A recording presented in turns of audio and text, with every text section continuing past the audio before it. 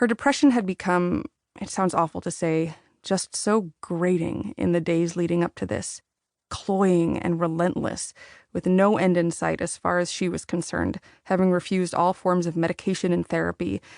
But now that she was quiet, now that she might be gone, Ralph was being pummeled by the full typhoon of his love for her, one of life's cruelest tricks, that the extent of this love waits to reveal itself.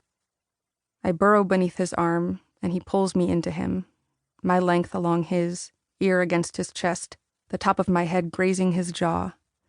I draw his hand to my mouth, take a nip of his skin between my teeth, try to suck the sadness from his pores like venom. He shakes it free as he always does when he's not in the mood for my biting, and drinks more of his soda. Humans like to put their mouths on the things they love. I remember seeing two mothers on the subway once, babies wrapped snug to their chests with their sleep-soft mouths gaping skyward. "Have you chewed on her feet yet?" one mother asked the other. "Oh, God, yes," the other mother replied. I imagine the gentle pressure I'll apply to my own baby's foot one day, practice longingly on my bottom lip, the bounce of her new flesh between my teeth, and how she'll look at me without recoiling, letting me because she doesn't know any better. She won't even realize that we're not the same person, not for a while.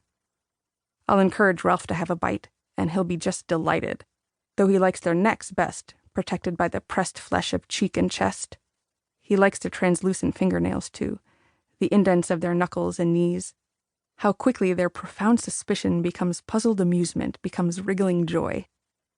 I'd chew on Ralph's feet if he'd let me, if it had softened the razor-sharp edges of what he'd just seen. His own mother, still as seaweed, washed up on the basement carpet, which was so saturated in blood that it squished beneath his feet and wrung pale around his knees when he slid to her side.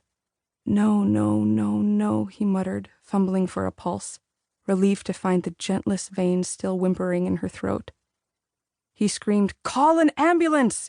So I did right away, without asking, without thinking. They said, 911, what's your emergency? And I said, I don't know. I hollered down to Ralph, "Ralph, what happened?"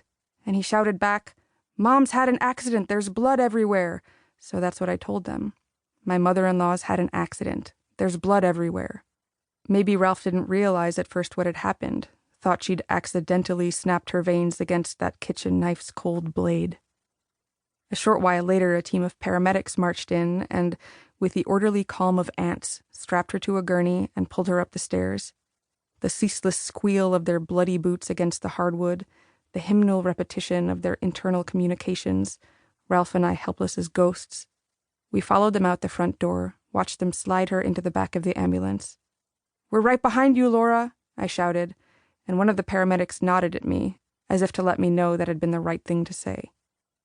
And Ralph's reactions to everything up until this point had been predictable because they were always predictable. Ralph Lamb had never contained a single surprise in his whole life. He was grief-stricken on the way to the hospital, as anyone would be, anxious while they worked on her in emergency, as I was. All the understandable and expected behaviors of a devastated anyone. But then the doctors finally emerged to tell us that they haven't managed to save her. They tell us that we need to make arrangements with the funeral home, that they're very sorry and they did all they could, and do we want the clothes she was brought in?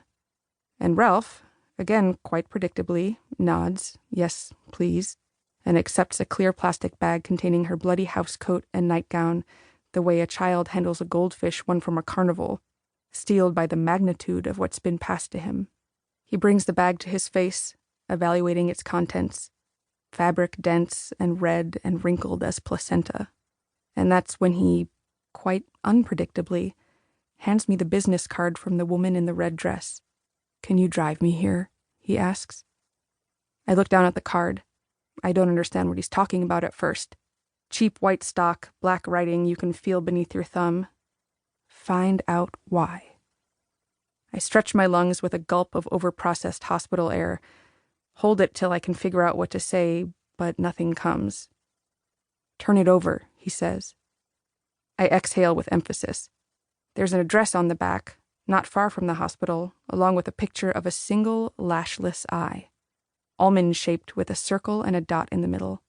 I realize that the woman in the red dress with the bottomless browns and the ambrosia salad recipe is a seer, A medium, or a psychic, or whatever they prefer to be called.